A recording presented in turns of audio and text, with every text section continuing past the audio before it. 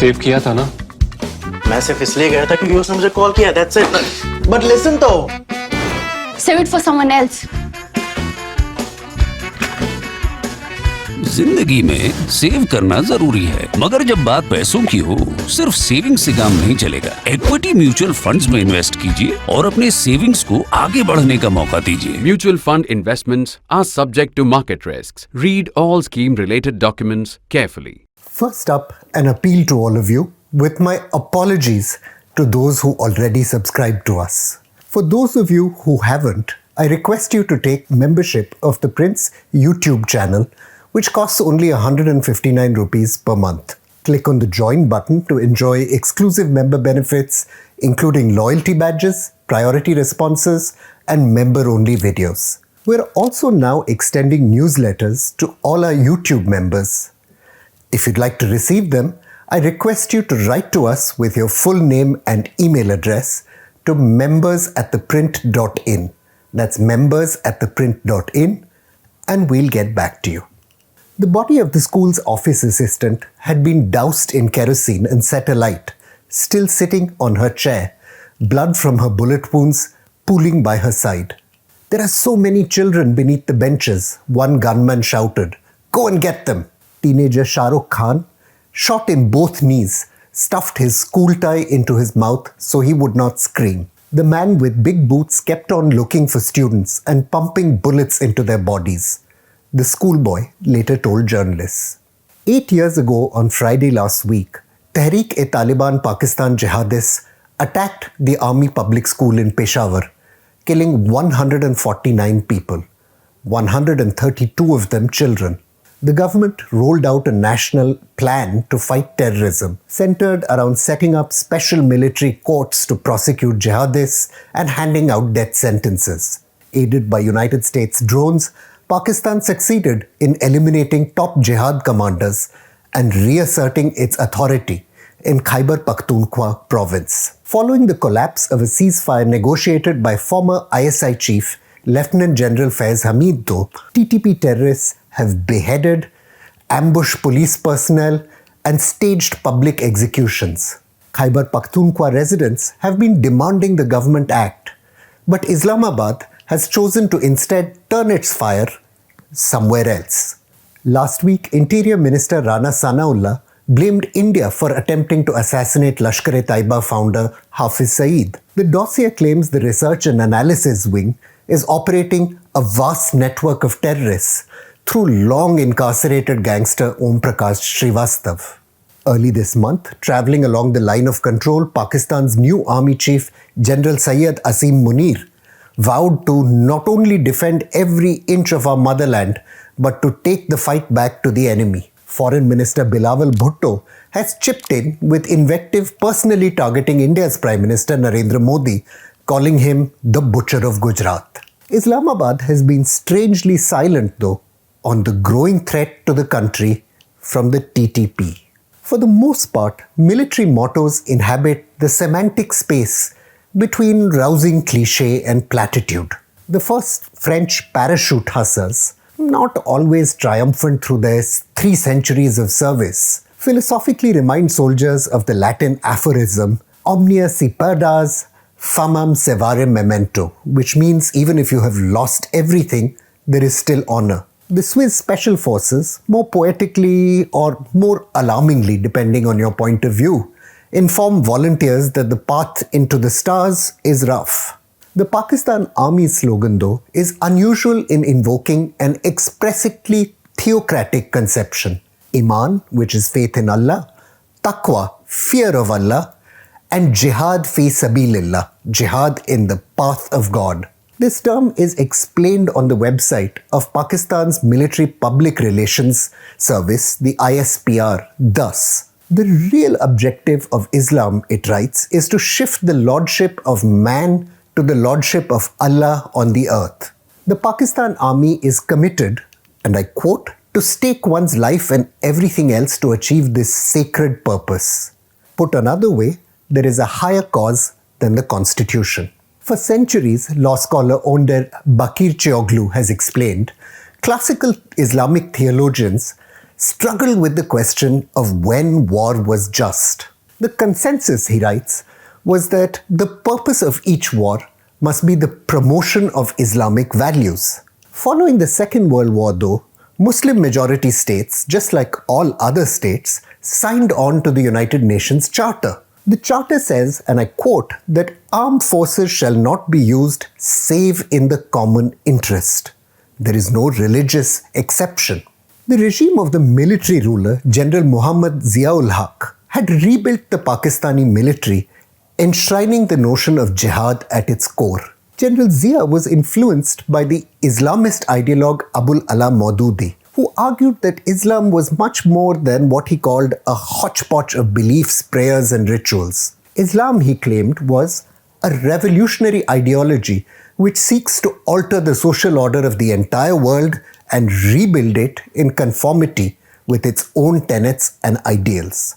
For Zia, concerned as he was with re-establishing the political authority of the Pakistan Army after its defeat in 1971, the attractions of this ideology were obvious. The leaders of the faith, of course himself, had an obligation, or so Maududi wrote, to seize political authority so that it may establish the divine system on earth. An evil system, the logic went, takes root and flourishes under the patronage of an evil government. And a pious cultural order can never be established until the authority of government is wrested from the wicked. As you know, General Muhammad Ziaul-Haq marched the Prime Minister Bhutto to an appointment with the hangman. The self-imagination of the military as an agent of jihad is still evident in the army's annual collection of essays written by serving officers and known as the Green Books. In the 1994 Green Book, Brigadier Saifi Naqvi, for example, noted that Pakistan is an ideological state.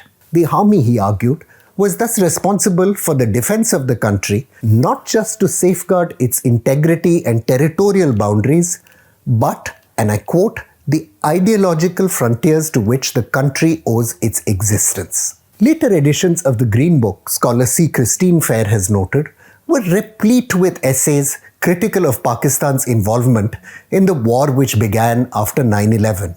The essays speak of the wellsprings of ideological sympathy within the military for the jihadist project.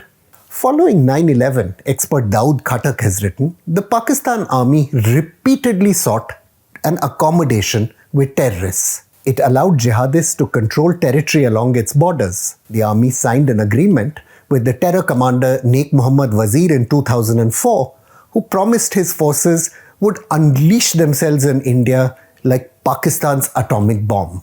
The government even signed a peace deal with Fazlullah, the commander of the jihadists responsible for the school attack, just 6 months before the army public school carnage. Even though the peace deals, without a single exception, disintegrated, support for a rapprochement with jihadists remained strong across the establishment. This had something to do with pragmatism. The option was a murderous civil war. The Islamic State of the jihadist imagination was, however, one close to the army's own conception of Pakistan.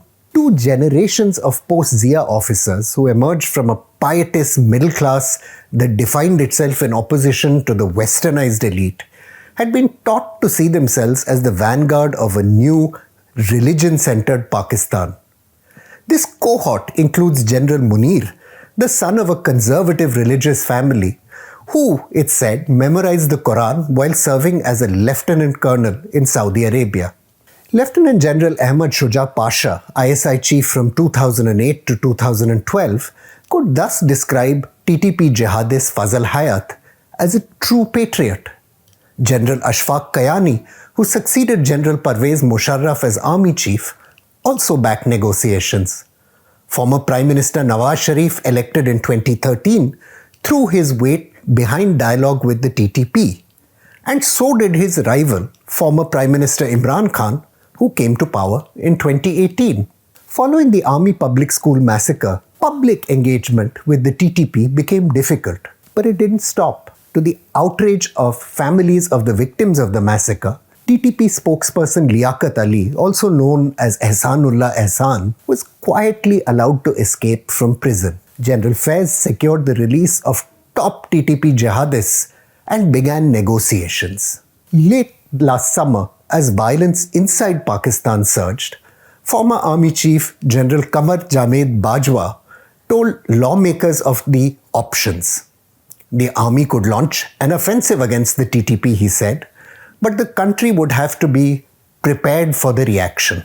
Then, 2 weeks ago, the TTP made the choice for the military by ending its own ceasefire. Islamabad has predictably responded by ignoring the threat and turning on a more politically useful enemy. Even as the ISI engaged with the TTP, it began accusing India of ties to the jihadist group. In a dossier released in 2020, Pakistan claimed the school attacks had been masterminded by an Indian-supported terrorist it called Malik Faridoon. There wasn't a single mention of Faridoon, though, in the official investigation of the case by Peshawar High Court Judge Muhammad Ibrahim Khan. Earlier, in 2016, Pakistan's military had identified the mastermind of the attacks as Umar Mansoor, who was killed in a drone strike in Afghanistan. The dossier was a pretty careless effort. It routinely misidentified officials and place names. There's never been a chief of the research and analysis wing named Ajit Chaturvedi, for example. Perhaps the dossier's reference is to Ashok Chaturvedi, who served from 2007 to 2009. Former Indian spy chief Vikram Sood's surname was misspelt, as was that of Ambassador to Kabul Gautam Mukhopadhyay. Dehradun, according to the Pakistani dossier, is in Haryana. Last year, Pakistan issued another dossier claiming India was training Islamic State jihadists at 3 camps. Latitude-longitude coordinates for the camps, though, turned out to point to a muddy lake in Jodhpur and a clump of trees between 2 parking lots in Gulmarg. The poorly prepared dossiers did little to dispel international skepticism about Islamabad's claims. Their real objective, though, was to seize the low ground, which is domestic politics. By invoking an external threat, the army and Imran Khan sought to rally the public behind the ruling establishment. The dossier was released soon after former Prime Minister Nawaz Sharif went for the army's jugular vein by publicly indicting General Bajwa for manipulating Pakistani politics. Last week's dossier reads from the same poisonous script. This time, Prime Minister Shehbaz Sharif and his new army chief are playing the India card against Imran Khan and his supporters, just as Imran Khan played it against the Sharifs. Even if the tactic works, however, it comes with costs. And the hardening of anti-India feelings legitimizes jihadist groups like the Lashkar-e-Taiba and Jaish-e-Mohammed. That, in turn, raises the prospect of crisis-inducing terrorism in Kashmir, which would undermine Islamabad's own efforts to heal its economy. Even though the dossier might win the ruling establishment some applause from ultra-nationalists, and who knows, some votes whenever elections next come around, it isn't the map Pakistan desperately needs to extricate itself from the minefields it has laid for itself. I'm Praveen Swami and I'm National Security Editor of ThePrint. Thank you for listening to Security Code.